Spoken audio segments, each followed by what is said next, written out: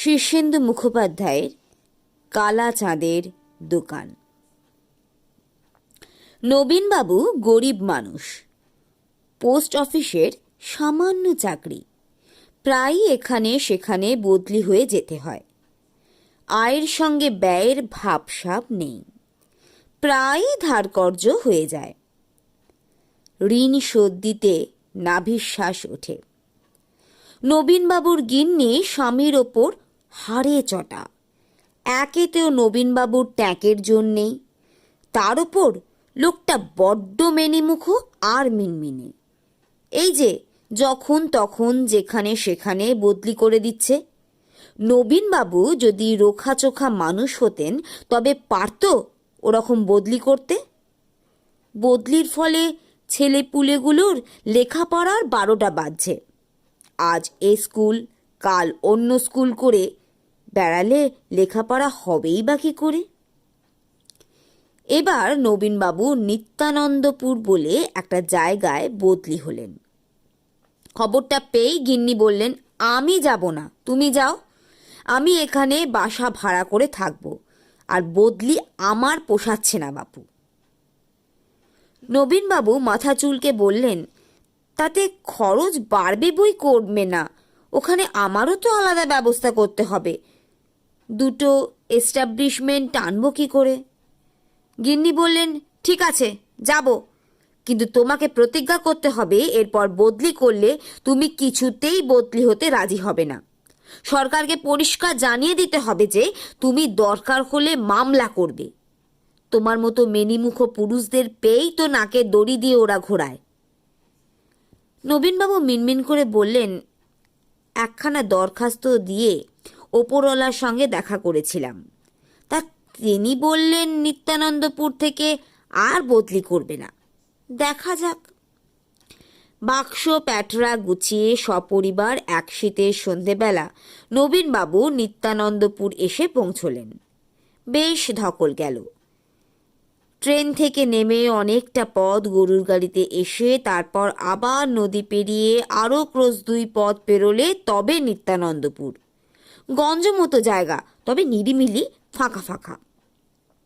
রাত্রিটা postmaster মশাইয়ের বাড়িতে কাটিয়ে পরদিন একখানা বাসা ভাড়া করলেন। পাকা বাড়ি, টিনের চাল, উঠোন আছে, কুয়ো আছে। জায়গাটা ভালোও নয় মন্দও নয়, ওই এক রকম। তবে ভরসা এই যে আর বারবার ঠাঁই নাড়া হতে হবে না। ওপরওয়ালার কথা দিয়েছে, এখানেই বাকি চাকরির জীবনটা কাটাতে পারবেন নবীনবাবু। তার স্ত্রী অবশ্য নাকশিটকে বললেন, কি অক্ষেত্রে জায়গা গো, এ যে ধাপধারা গোবিন্দপুর, অসুখ হলে ডাক্তার বদ্যি পাওয়া যাবে কিনা খোঁজ নিয়ে দেখো। দোকানপাটও তো বিশেষ নেই দেখছি, বাজার হাট কোথায় করবে? নবীনবাবু বললেন, বাজার এখান থেকে 1 ক্রোশ, তাও রোজ বসে না, সপ্তাহে 2 দিন হাট, তবেই হয়েছে। এখানে স্কুলটা কেমন খোঁজ নিয়েছ? স্কুল একটা আছে মাইলটাক দূরে, কেমন কে জানে। জায়গাটা এমন বিচ্ছিরি বলেই এখান থেকে তোমাকে আর বদলি না করতে ওপরওয়ালা সহজেই রাজি হয়ে গেছে। এখন মরি আমরা এখানে পচে। নবীনবাবু একটা দীর্ঘশ্বাস ফেললেন। কি আর করা, নিত্যানন্দপুরেই মানিয়ে গুছিয়ে নিতে হবে। প্রথম দিন বাজার করতে 2 ক্রোশ দূরে গিয়ে বেশ দমেই গেলেন তিনি। জিনিসপত্রের দাম বেশ চড়া। প্রত্যন্ত গাঁ, এখানে জিনিস আনতে ব্যাপারীদের অনেক খরচ হয়। জিনিসপত্র তেমন ভালোও নয়, পাওয়া যায় না সব কিছু। বাজারের হাল শুনে গিন্নি চটলেন, বললেন, আবার দরখাস্ত করে অন্য জায়গায় বদলি নাও, এ জায়গায় মানুষ থাকে মাগা। নবীনবাবু ফাঁপড়ে পড়লেন। এখন কি করা যাবে তাই ভাবতে লাগলেন। একদিন সন্ধেবেলা গিন্নি এসে বললেন, ওগো, খুকি তেলের শিশিটা ভেঙে ফেলেছে, 1 ফোঁটাও তেল নেই, আর রাতে রান্না হবে কি দিয়ে? দেখো না একটু খুঁজে পেতে, অনেক গেরস্ত বাড়িতে ছোটোখাটো জিনিস পাওয়া যায় শুনেছি। অগত্যা নবীনবাবু বেরোলেন। বেশি লোকের সঙ্গে চেনা জানা হয়নি এখনো। কার বাড়ি যাবেন ভাবছেন, ডান হাতি পথটা ধরে হাঁটছেন। ডান ধারে একটু জঙ্গল মতো আছে। হঠাৎ দেখতে পেলেন জঙ্গলের একটু ভেতর দিকে একটা আলোই যেন জ্বলছে মনে হলো। নবীনবাবু কয়েক পা এগিয়ে গিয়ে টাহুর করে দেখলেন একখানা ঝাঁপতোলা দোকান বলেই যেন মনে হচ্ছে। নবীনবাবু এগিয়ে গিয়ে দেখলেন দোকান ঘরই বটে। দিন দরিদ্র চেহারা হলেও দোকানি। কালো রোগাপনা কণ্ঠধারী একজন লোক দোকানে বসে আছে, বিনয়ী মানুষ। নবীনবাবুকে দেখেই টুল থেকে উঠে বললেন, আগে আসুন। নবীনবাবু খুশি হলেন। আজকাল বিনয় জিনিসটা দেখাই যায় না। সর্ষের তেলের খোঁজ করতেই লোকটা বলল, আছে, ভালো ঘানির তেল। কত দাম?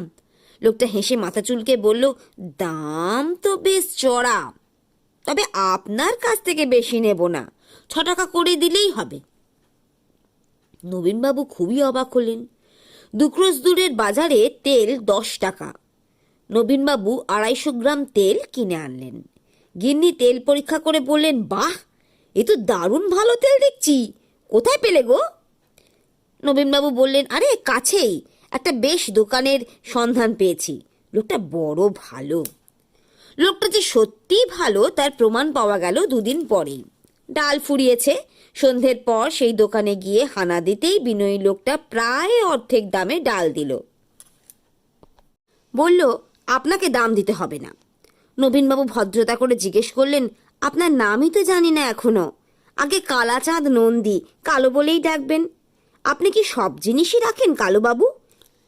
যে আজ্ঞে, তবে সন্ধ্যের পর আসবেন। দিনমানে আমি দোকান খুলি না, ও সময় আমার চাষবাস দেখতে হয়। 2 দিন পর গিন্নি হঠাৎ বললেন, ওগো, আজ একটু পোলাও খাওয়ার বায়না ধরেছে ছেলে মেয়েরা, ঘি আর গরম মশলা লাগবে, এনে দেবে নাকি একটু? কালোর দোকানে ঘি বা গরম মশলা পাওয়া যাবে বলে মনে হচ্ছিল না নবীনবাবুর। দোনামোনা করে গেলেন। কালাচাঁদ বলল, হ্যাঁ হ্যাঁ, কেন পাবেন না, 1 নম্বর ঘি আছে, আর বাছাই গরম মশলা। দাম? দাম তো অনেক, তবে আপনাকে অত দিতে হবে না, 10 টাকা করেই দেবেন। নবীনবাবুর হৃদয়ে কৃতজ্ঞতায় ভরে গেল। খানিকক্ষণ কালাচাঁদের সঙ্গে সুখ দুঃখের কথা বলে তিনি ফিরে এলেন। গিন্নি ঘি আর গরম মশলা দেখে খুব খুশি। বললেন, ওগো, দোকানটা খোকাকে চিনিয়ে দিও তো, দরকার মতো ওকেও পাঠাতে পারবো। তা হ্যাঁ গো, দোকানটা কি নতুন খুলেছে? আজ দাসবাড়ির গিন্নি গল্প করতে এসেছিল। কথায় কথায় তাকে কালাচাঁদের দোকানের কথা বললুম, কিন্তু সে তো আকাশ থেকে পড়ল। বলল, 7 জন্মে কালাচাঁদের দোকানের কথা শোনেননি। হবে হয়তো নতুনই খুলেছে, আমি খোঁজ নিয়ে বলবো খন। 2 দিন পর ফের কালো জিরে আর ময়দা আনতে গিয়ে নবীনবাবু বললেন, তা হ্যাঁ কালাচাঁদ বাবু, আপনার দোকানটা কতদিনের পুরনো? কালাচাঁদ ঘাটটা চুটকে অনেক ভেবে বলল, তা কম হবে না, ধরুন এ গায়ের পত্তন থেকেই আছে। নবীনবাবুর একটু খটকা লাগলো। দোকান যদি এত পুরনোই হবে, তাহলে দাসগিন্নি এ দোকানের কথা শোনেননি কেন? কালাচাঁদ যেন তার মনের কথা পড়ে নিয়েই বলল, এই গায়ে আমার অনেক শত্রু, লোকের কথায় কান দেবেন না। আচ্ছা, তাই হবে। পরদিন নবীনবাবু এক বাড়িতে নারায়ণ পুজোর নেমন্তন্ন খেয়ে ফেরার পরেই গিন্নি বললেন, হ্যাঁ গো, তোমার কালাচাঁদের দোকানটা কোথায় বলো তো? খোকাকে কুয়োর দড়ি আনতে পাঠিয়েছিলাম, সে তো দোকানটা খুঁজেই পেল না। পোস্ট অফিসের পিয়ন বিলাস এসেছিল, সেও বলল, ওরকম দোকান এখানে থাকতেই পারে না, বলল নবীনবাবুর মাথাটাই গেছে। নবীনবাবুর বুকের মধ্যে একটু যেন কেমন করলো। মুখে বললেন, কালাচাঁদের সঙ্গে অনেকের শত্রুতা আছে কিনা, তাই ওরকম বলে। পরদিন টর্চের ব্যাটারি আনতে গিয়ে নবীনবাবু এ কথা সে কথার পর কালাচাঁদকে বললেন, তা কালাচাঁদ বাবু, আমার ছেলেও কাল আপনার দোকানটা খুঁজে পায়নি। কালাচাঁদ বিনয়ের সঙ্গে বলল, আর কাউকে পাঠানোর দরকার কি, নিজেই আসবেন। ইয়ে, অন্যরা সব বলছে যে কেউ নাকি এ দোকানের কথা জানে না। কালাচাঁদ তেমনি মৃদু মৃদু হেসে বললে, জানার দরকারই বা কি, আপনার ওসব নিয়ে মাথা ঘামাতে হবে না। নবীনবাবুর বুকটা একটু দূর দূর করে উঠল। বললেন, হ্যাঁ, তা আমি তো আমি আমি ছাড়া দ্বিতীয় কোনো খদ্দের কখনো দেখি না। দোকানটা চলে কি করে? কালাচাঁদ বিনীতভাবে বলল, একজনের জন্যেই তো দোকান। অ্যাঁ? কালাচাঁদ হাসল। আসবেন?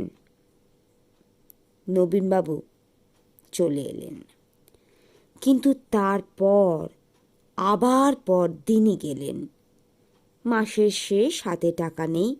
খুব সংকোচের সঙ্গে বললেন, কয়েকটা জিনিস নেব, ধারে দেবেন? হ্যাঁ হ্যাঁ, কেন নয়, পরের মাসে মাইনে পেয়েই দিয়ে দেব। তারা কিসের? ধারে প্রচুর জিনিস নিয়ে এলেন নবীনবাবু। পরের মাসে ধার শোধ করতে গেলে কালাচাঁদ জিভ কেটে বলল, না না, অত না, আমার হিসেব সব লেখা আছে। 5টা টাকা মোটে পাও না, তাও সেটা দুদিন পরে হলেও চলবে। বসুন, একটু সুখ দুঃখের কথা কই, টাকা পয়সার কথা থাক। নবীনবাবু খুবই অবাক হলেন। 5 টাকা পাও না? বলে কি লোকটা? তিনি অন্তত 150 টাকার জিনিস নিয়েছেন। তা এভাবেই চলল। চাল, ডাল, মশলাপাতি, ঘি, তেল সবই কালাচাঁদের দোকান থেকে আনেন নবীনবাবু। মনোহারী জিনিস, বাচ্চাদের খেলনা, পোশাক, শাকসবজিও ক্রমে ক্রমে আনতে লাগলেন। মাছ মাংস পাওয়া যেতে লাগলো কালাচাঁদের আশ্চর্য দোকানে। গিন্নি খুশি। নবীনবাবুর মাইনে অর্ধেকেরও ওপর বেঁচে যাচ্ছে। নবীনবাবু একদিন গিন্নিকে বললেন, ওগো, নিত্যানন্দপুর থেকে বদলি হওয়া দরখাস্তটা আর জমা দেওয়া হয়নি, দিও না। হ্যাঁ গো, কালাচাঁদের দোকানটা ঠিক কোথায় বলো তো, আমাকে একদিন নিয়ে যাবে? নবীনবাবু শশব্যস্ত হয়ে বললেন, না না, তোমাদের কারও যাওয়ার দরকার নেই, সকলের কি সব সয়? গিন্নি চুপ করে গেলেন। নবীনবাবু নিত্যানন্দপুরেই রয়ে গেলেন।